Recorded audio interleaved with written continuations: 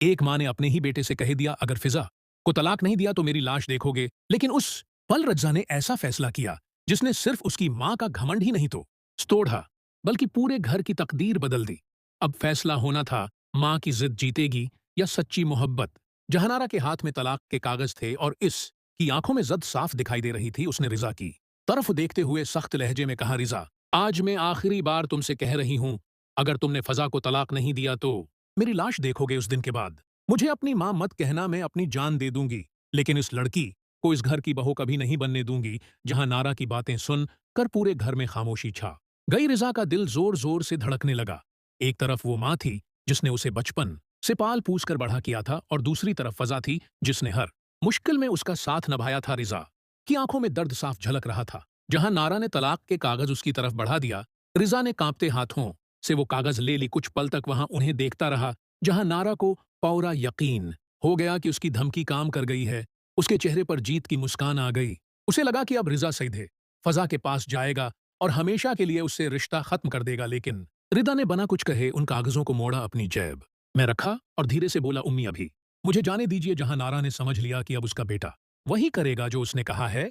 इधर फजा अपने मां के में बैठी रो रो कर दुआ कर रही थी। उसके हाथ उठे हुए थे और होंठों पर सिर्फ एक ही दुआ थी, या अल्लाह, अगर मेरी मोहब्बत सच्ची है तो आज मेरे रिश्ते को बचा लेना। तभी दरवाजे पर दस्तक हुई। फजा ने कानिपते हुए हाथों से दरवाजा खोला। सामने रिजा खड़ा था। उसकी आंखें नम थीं और चेहरे पर शर्मिंदगी साफ दिखाई दे रही थी।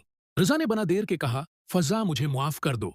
मैंने तुम्हें बहुत तकलीफ दी। मैं अपनी मां की खामोशी और गुस्से के बीच तुम्हारा दर्द नहीं समझ पाया, लेकिन आज मैं तुम्हें छोड़ने नहीं, तुम्हें लेने आया हूं। फजा की आंखों से आंसू बह निकले। उसने हैरानी से पूछा, क्या आपने तलाक नहीं दिया? रिजा ने जेब से वही तलाक के कागज निकाले, उन्हें देखा और फिर सबके सामने टुकड़े टुकड़े कर दिए। उसने कहा, उन कागजों की कोई कीमत नहीं, क्योंकि मेरा रिश्ता किसी कागज से नहीं, मेरे दिल से जुड़ा है। ये देखकर फजा फूट फूट कर रो पड़ी।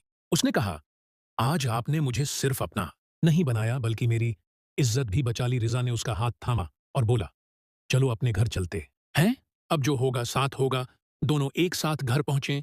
जैसे ही रिजा ने घर का दरवाजा खोला और फजा का हाथ पकड़कर अंदर आया, जहां नारा की नजर उन दोनों पर पड़ी, ये वही मंजर था जिसे देखने की उसने कभी कल्पना भी नहीं की थी। उसका चेहरा पीला पड़ गया। उसे लगा जैसे उसके पैरों तले जमीन खिसक गई हो।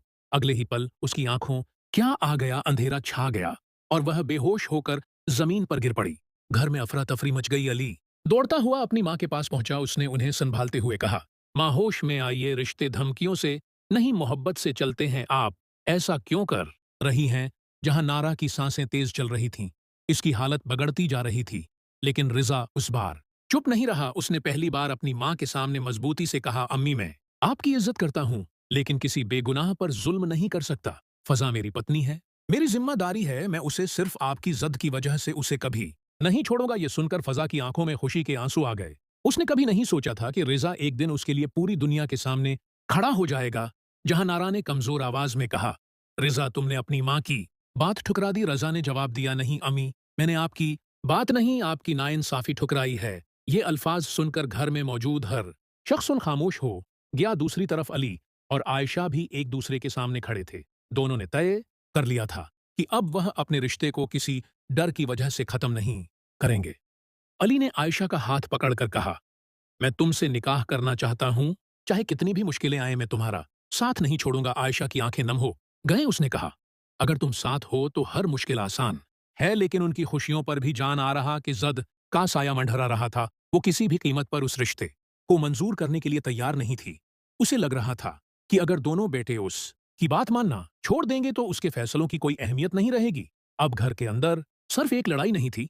एक तरफ रिजा और फजा अपनी मोहब्बत बचाने के लिए खड़े थे, तो दूसरी तरफ अली और आयजा अपने रिश्ते को मुकम्मल करना चाहते थे। मगर जहानारा अभी भी हार मानने वालों में से नहीं थी। उसके चेहरे से साफ लग रहा था कि वो कोई नई चाल चलने वाली है। रिजा ने फजा की तरफ देखकर कहा, अब चाहे जो हो जाए, मैं तुम्हारा हाथ कभी नहीं छोड़ूंगा। फजा ने मुस्कुराते हुए जवाब दिया, आज मुझे यकीन हो गया है कि सच्ची मोहब्बत को दुनिया की कोई ताकत हरा नहीं सकती।